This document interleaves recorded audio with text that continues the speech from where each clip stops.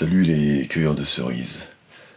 Alors aujourd'hui, je voudrais te parler des chaussures de tennis.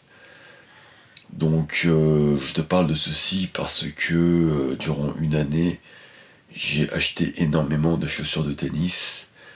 Et je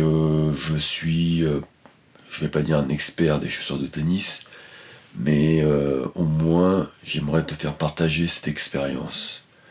Parce que voilà, j'ai acheté un max de chaussures que j'ai dû revendre parce que cela ne m'allait pas. Et donc, je t'ai sélectionné pour moi aujourd'hui, en 2024, les 3 meilleures chaussures de tennis pour cueillir des cerises. Et donc, je vais commencer par le numéro 3. Alors, le numéro 3 pour moi, c'est cette chaussure. Donc, déjà, quand tu vois l'emballage, tu te dis voilà, Nike.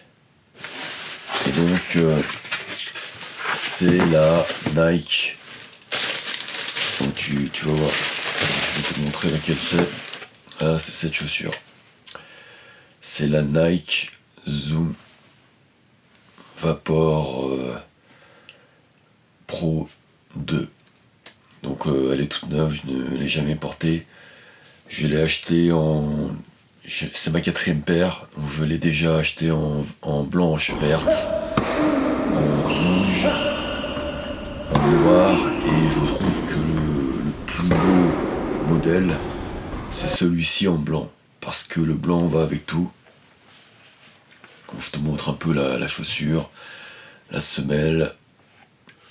Donc je vais te dire ce que j'aime beaucoup dans cette chaussure. Tout d'abord, pour moi, c'est la chaussure avec le meilleur style. Très minimaliste, très simple.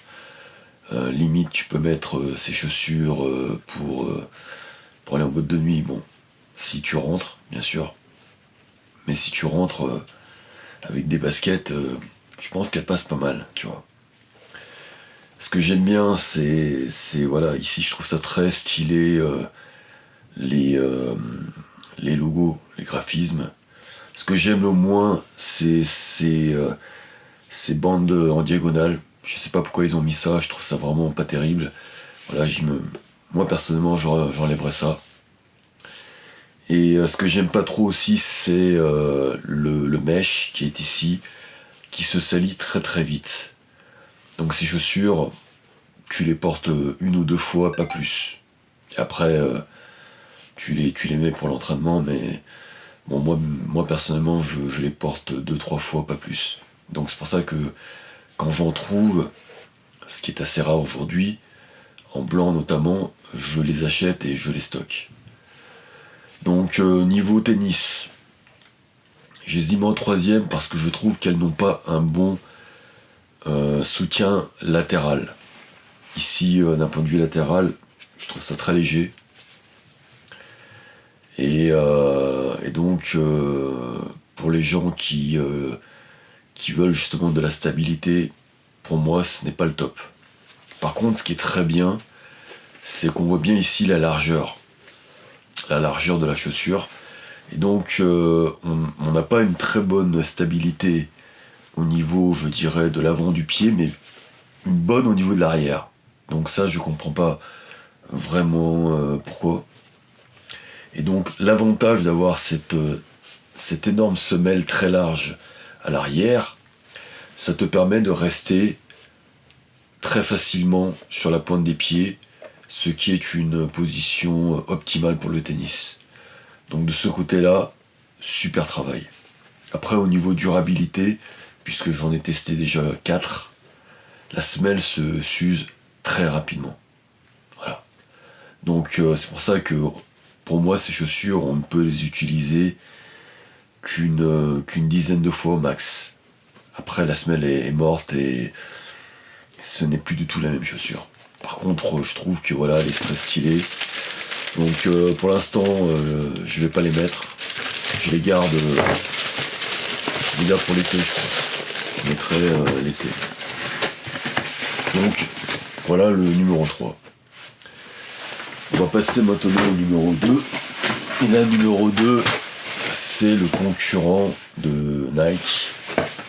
Donc vous voyez la boîte, vous avez deviné, Adidas. Et donc le modèle, surprise, le modèle Adidas Barricade. Alors, cette chaussure, je l'avais déjà dans le modèle 12. Donc ça, c'est le modèle 13, le dernier modèle. Je trouve que le modèle 13 est moins bien que le 12 parce que on est plus serré. Donc je sais pas ce qu'ils ont fait, ils ont modifié le design, la forme, mais on se sent plus serré, plus compressé dans la chaussure. Par contre, contrairement à la Nike Vapor Pro 2, la stabilité latérale est extraordinaire sur cette chaussure, comme on peut le voir ici. On a vraiment de la rigidité latérale, et je peux vous garantir que quand vous mettez ces chaussures, vous êtes avec des énormes ceintures de sécurité d'un point de vue latéral. On a vraiment l'impression d'avoir des chaussures, une armure autour du pied. Vous voyez ? Donc ceci à cause de cette semelle très rigide. Donc vraiment c'est du béton la semelle très très rigide. Et donc il faut aimer. Il faut aimer les chaussures rigides. Moi personnellement j'aime bien parce que cela me permet de m'aider dans la stabilité, de justement d'améliorer mon jeu de jambes grâce à la chaussure. Ce que j'aime le moins, alors ça c'est vraiment le truc que j'aime le moins, c'est le talon qui est très haut. Et donc comme il est très haut, vous risquez d'avoir mal à l'arrière de votre pied, au niveau de la cheville. Et moi personnellement, je comprends pas pourquoi ils n'ont pas coupé ça. Donc ils l'ont fait dans le modèle entre le 12 et le 13, ils ont fait une version, on va dire 12 améliorée. Et je ne sais pas pourquoi ils ne l'ont pas fait sur la 13. Et donc ça, je trouve ça très dommage. Après, au niveau design, je trouve qu'elles sont quand même beaucoup moins belles que les Nike. On a plus l'impression là d'avoir une chaussure de grand-père, une daddy shoe. Je sais que c'est la mode, mais voilà. Vous n'allez pas rentrer en boîte de nuit par contre, avec celle-ci. Quoique, ceci dit, j'ai vu qu'ils avaient sorti dernièrement un modèle noir et orange que je trouve magnifique. Donc à la rigueur avec celle-ci. Après, autrement au niveau, il y a autre chose que j'aime beaucoup. Donc vous voyez la manière dont sont construits les lacets en diagonale. Et ça, je trouve ça très bien parce que cela maintient très très bien le pied. Donc vous avez vraiment ce sentiment, même sans lasser les chaussures, d'être maintenu. Alors que dans la Nike Vapor Pro, je vais faire un petit comparatif. Alors là c'est un truc par contre, dans la Vapor Pro c'est tout le contraire. Vous voyez comment c'est ? Il n'y a aucun maintien. Donc limite, les lacets ne servent à rien. Il n'y a absolument aucun maintien, donc on est plus limite dans une chaussure fashion là. Vous voyez ? Donc moi personnellement, je vais plus les jouer ces chaussures, donc je vais les vendre. Donc d'ailleurs je vais les vendre sur Vinted. Donc pour ceux qui ça intéresse, parce que ben voilà en fait le problème de la cheville, le problème voilà de ça, plus le fait qu'on soit un peu trop serré maintenant, trop compressé, me gêne. Et donc je préfère une chaussure qui soit parfaitement adaptée à mon pied, ce qui est le cas du numéro 1. Et je pense qu'on est nombreux à partager cet avis. Je pense que c'est de loin la meilleure chaussure de tennis. Et là je vais vous faire un unboxing. Alors je l'ai testé en plusieurs couleurs, en blanc notamment. Et là j'ai commandé une nouvelle couleur que j'adore. Alors je l'ai vu... j'ai vu justement Arthur Fils les porter, donc là c'est un indice dans cette couleur, et donc même moi je suis curieux parce que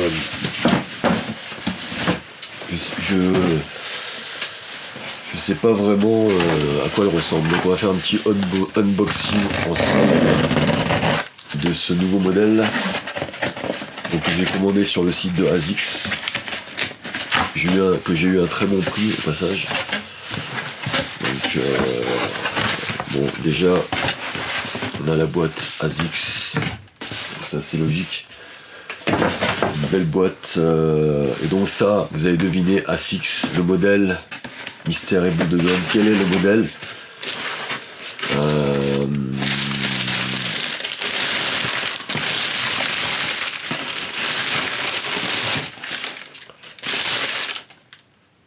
Ah, elles sont vraiment belles. Donc je vais vous montrer. Voici la fameuse chaussure, je pense pour moi la meilleure chaussure de tennis, la ASICS Gel Résolution 9. En plus, vous voyez, ça, elle va très bien avec le tableau qui est derrière moi. Bon, je n'ai pas fait exprès. Alors pour moi, franchement, cette chaussure, ouais, je trouve que cette couleur, elle est vraiment belle. Intemporelle. C'est dommage, c'est très dur à trouver maintenant dans cette couleur. Alors ce que je trouve vraiment incroyable dans cette chaussure, c'est qu'elles sont très confortables. Vous voyez l'arrière du pied, contrairement à l'Adidas. Vous voyez l'Adidas, on voit bien l'arrière, c'est très haut. Alors je vois pas l'intérêt. Franchement, je vois aucun intérêt, on joue pas au basket. Et là, en fait, il est très bas, et donc vous aurez aucun problème à l'arrière du pied, au niveau de la cheville. Vous voyez, au niveau de la cheville, là, vous allez être très confortable. Après, ce qui est super, c'est cette partie qu'ils appellent le Dyna Wall. Et ça maintient la stabilité sans trop en faire. Donc c'est pas aussi stable que la Adidas Barricade, mais ça suffit.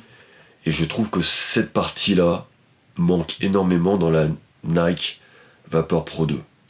Nike Vapor Pro 2, on a vraiment l'impression d'avoir des chaussures normales, quoi. Pas de tennis.